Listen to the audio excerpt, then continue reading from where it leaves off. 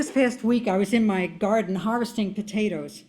I found that the best way to find the potatoes is to dig into the earth with my gloved hands and swim through the dirt until I feel a hard lump. Sometimes it's a rock, and sometimes just a clump of dirt. But it feels to me like I'm fishing for the goodness that will grace our plates. After a few hours of potato plucking, I took a break and just sat in the garden and looked around at the life that was there in the marigolds, grasses, St. John's wort, and the animals that sustain themselves there. I saw grasshoppers, crickets, and a monarch butterfly. I'm sure there were others that I missed, especially the birds.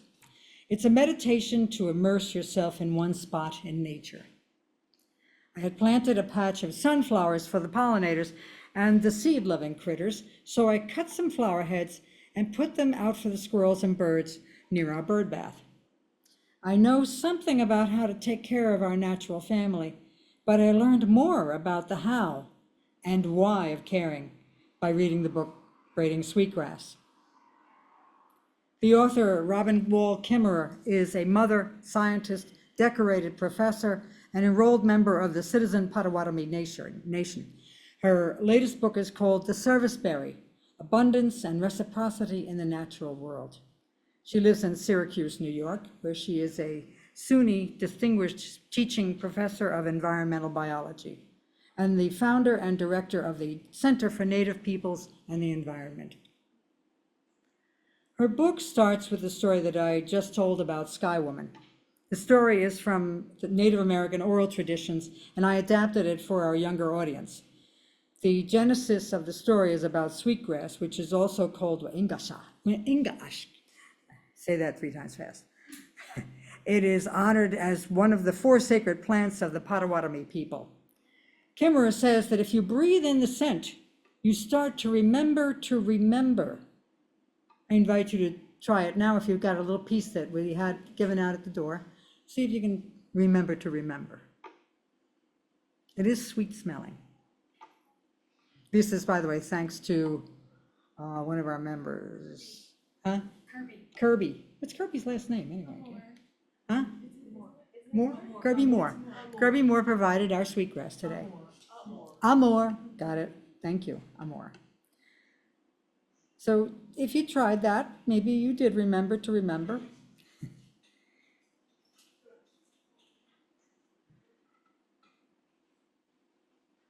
According to Kimmerer, sweetgrass is a powerful ceremonial plant that is cherished by many indigenous people. Its value is both spiritual and material. And now I bring you some teachings from Robin Wall Kimmerer as excerpts from her book, Braiding Sweetgrass. First chapter, planting sweetgrass. Sweetgrass is best planted not by seed, but by putting roots directly into the ground. Thus, the plant is passed from hand to earth, from earth to hand, across years and generations. Its favorite habitat is sunny, well-watered meadows. It thrives along disturbed edges. Sweetgrass belongs to Mother Earth. Sweetgrass pickers collect properly and respectfully for their own use and the needs of their community. They return a gift to the earth and tend to the well-being of the Ingaash. The braids are given as gifts to honor, to say thank you, to heal, and to strengthen. The sweetgrass is kept in motion. That is the fundamental nature of gifts. They move, and their value increases with their passage. The fields made a gift of berries to us, and we made a gift of them to our Father. The more something is shared, the greater its value becomes. This is hard to grasp for society steeped in notions of private property, where others are, by definition, excluded from sharing. Practices such as posting land against trespass, for example, are expected and accepted in a property economy, but are unacceptable in an economy where land is seen as a gift to all. How in our modern world can we find our way to understand the earth as a gift again, to make our relations with the world sacred again? I know we cannot all become hunter-gatherers. The living world would not bear the weight of it. But even in a market economy, can we behave as if the living world were a gift? For the greater part of human history and in places in the world today, common resources were the rule. But some invented a different story, a social construct in which everything is a commodity to be bought and sold. The market economy story has spread like wildfire, with uneven results for human well-being and devastation for the natural world. But it is just a story we have told ourselves, and we are free to tell another to reclaim the old one. One of these stories sustains the living systems on which we depend. One of these stories opens the way to living in gratitude and amazement at the richness and generosity of the world. One of these stories asks us to bestow our own gifts in kind, to celebrate our kinship with the world. We can choose. If all the world is a commodity, how poor we grow. When all the world is a gift in motion, how wealthy we become. Next chapter. Tending sweetgrass. Wild meadow sweetgrass grows long and fragrant when it is looked after by humans. Weeding and care for the habitat and neighboring plants strengthens its growth. Scientists know mother cedar as Thuja plicata, the western red cedar, one of the venerable giants of the ancient forests. They reach heights of 200 feet. They are not the tallest, but their enormous buttressed waistlines can be 50 feet in circumference, rivaling the girth of redwoods. Cedar unstintingly provided for the people, who responded with gratitude and reciprocity. Today, when cedar is mistaken for a commodity from the lumber yard, the idea of gift is almost lost. What can we who recognize the debt possibly give back? The old-growth forest is as stunning in its elegance of function as it is in its beauty. Under conditions of scarcity, there can be no frenzy of uncontrolled growth or waste of resources. The green architecture of the forest structure itself is a model of efficiency, with layers of foliage and a multi-layered canopy that optimizes capture of solar energy. If we are looking for models of self-sustaining communities, we need look no further than an old-growth forest, or the old-growth cultures they raised in symbiosis with them. Franz's journals recall that when he compared the fragment of old growth he could see in the distance with the raw land at Shotpouch, where the only remnant of the ancient forest was an old cedar log, he knew he had found his purpose. Displaced from his own vision of how the world would be, he vowed that he would heal this place and return it to what it was meant to be. My goal, he wrote, is to plant an old growth forest. His inspiration has become a nurse log for the inspiration of others. 10 years, 13,000 trees, and countless inspired scientists and artists later, he wrote, I had confidence now that when it came time for me to rest, I could step aside and let others pass upon a path to a very special place, to a forest of giant fir, cedar, and hemlock, to the ancient forest that was. He was right, and many have followed the path he blazed, from weedy brambles to old-growth children. Franz Dolp passed away in 2004 in a collision with a paper mill truck on his way to Shotpouch Creek.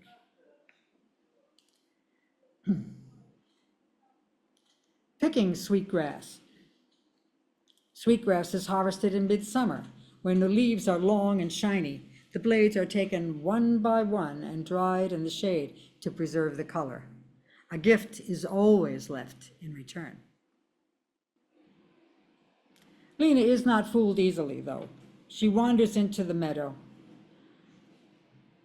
with the certainty of her years, parting grasses with her slender form. A tiny gray-haired elder, she is up to her waist in grass. She casts her gaze over all the other species and then makes a beeline to a patch that to the uninitiated looks like all the rest. She runs a ribbon of grass through her thumb and forefinger of her wrinkled brown hand. See how glossy it is? It can hide you from among the others. Hide from you from among the others. But it wants to be found. That's why it shines like this. But she passes this patch by, letting it slide through her fingers. She obeys the teachings of her ancestors to never take the first plant that you see. I follow behind her as her hands trail lovingly over the boneset and the goldenrod. She spies a gleam in the sward and her step quickens. Ah, Bojo, she says. Hello. From the pocket of her old nylon jacket, she takes her pouch, deerskin, with a beaded red edge, and shakes a little tobacco into the palm of her hand. Eyes closed, murmuring, she raises a hand to the 4 directions and then scatters the tobacco to the ground. You know this, she says, her eyebrows a question mark? To always leave a gift for the plants, to ask if we might take them. It would be rude not to ask first. Only then does she stoop and pinch off a grass stem at its base, careful not to disturb the roots. She parts the nearby clumps, finding another and another until she has gathered a thick sheaf of shining stems. A winding path marks her progress where the meadow canopy was opened by the trail of her passage. She passes right by many dense patches, leaving them to sway in the breeze. It's our way, she says, to take only what we need. I've always been told that you never take more than half. Sometimes she doesn't take any at all, but just comes here to check on the meadow, to see how the plants are doing. Our teachings, she says, are very strong. They wouldn't get handed on if they weren't useful. The most important thing to remember is what my grandmother always said. If we use a plant respectfully, it will stay with us and flourish. If we ignore it, it will go away. If you don't give it respect, it will leave us. The plants themselves have shown us this. As we leave the meadow for the path back through the woods, she twists a handful of timothy into a loose knot upon itself beside the trail. This tells other pickers that I've been here, she says, so that they know not to take any more.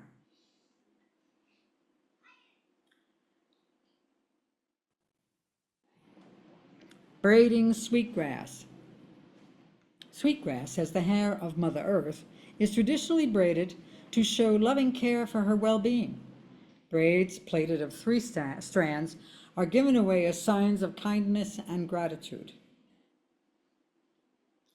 Here, on my knees in the dirt, I find my own ceremony of reconciliation. Bend and dig, bend and dig. By now, my hands are earth-colored as I settle the last of the plants, whisper words of welcome, and tamp them down. I look over at Teresa. She is intent, finishing up her last bundle of transplants. Daniela is making her final notes. The light is growing golden at the end of the day over our newly planted field of spindly sweetgrass. If I look at it just right, I can almost see the woman walking a few years ahead. Bend and pull, their bundles growing thicker. Feeling blessed for this day by the river, I murmur to myself the words of thanksgiving. My trowel digs deep into the soil and strikes against a rock. I scrape away the dirt and pry it up to make room for the roots. I almost cast it aside, but it is strangely light in my hand. I pause for a closer look. It is nearly the size of an egg. With muddy thumb, I rub away the dirt and a glassy surface is revealed. Then another and another. Even beneath the dirt, it gleams as clear as water. One face is rough and cloudy, abraded by time and history, but the rest is brilliant. It is a prism, and the fading light refracts, throwing rainbows from within the buried stone. I dip it in the river to wash it clean and call Daniela and Teresa to come see. We are all struck with wonder as I cradle it in my hand. I wonder if it's right to keep it, but I'm torn by thoughts of laying it back in its home. Having found it, I find I cannot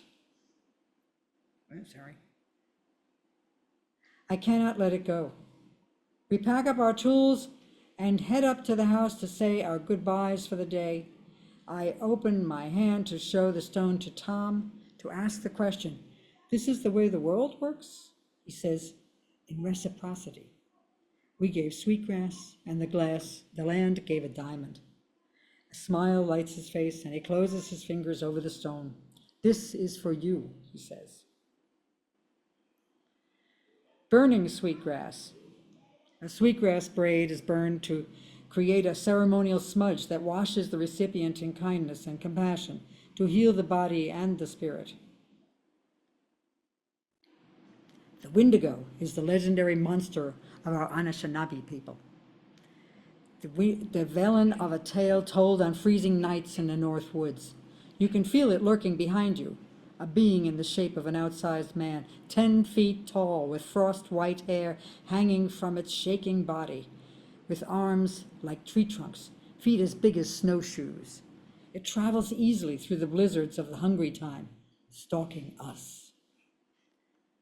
The hideous stench of its carrion breath poisons the clean scent of snow as it pants behind us.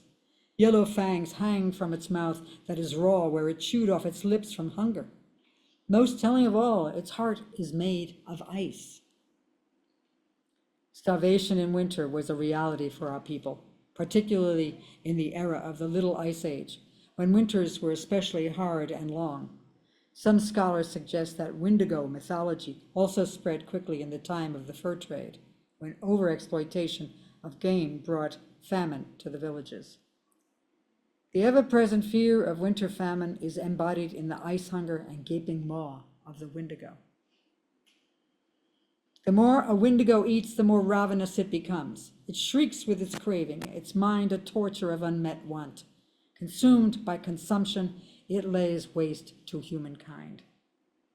Born of our fears and our failings, Wendigo is the name for that which is within us, which cares more for its own survival than for anything else. Each of us comes from people who were once indigenous.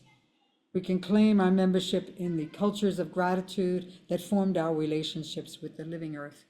Gratitude is a powerful antidote to Wendigo psychosis. A deep awareness of the gifts of the earth and of each other is medicine. The practice of gratitude lets us hear the badgering of marketers as the stomach rumblings of a Wendigo.